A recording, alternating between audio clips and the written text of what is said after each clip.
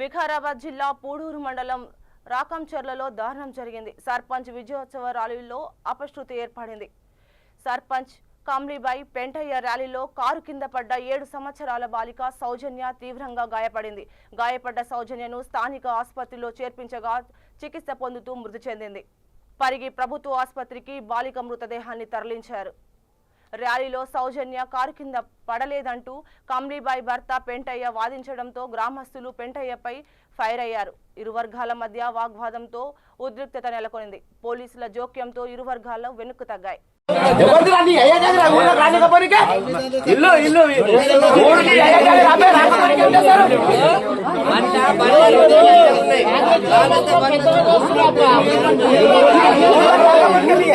ఊర్లకెళ్ళి వస్తారా భయ్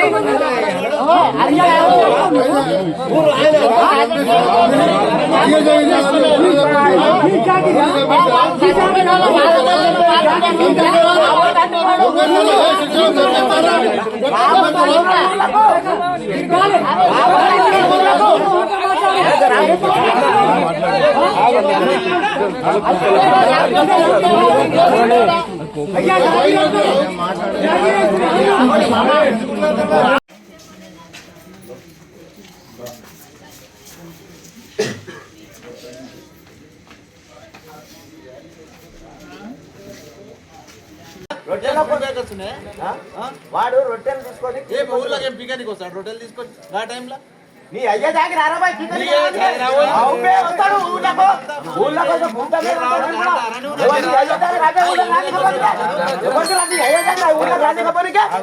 ఇల్లు ఇల్లు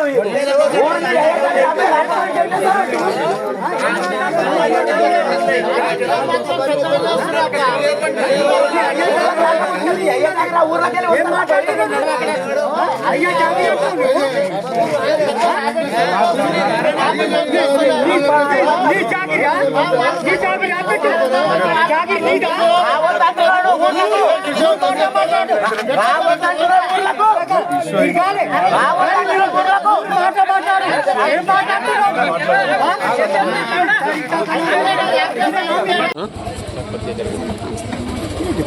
గట్టి చెప్పు.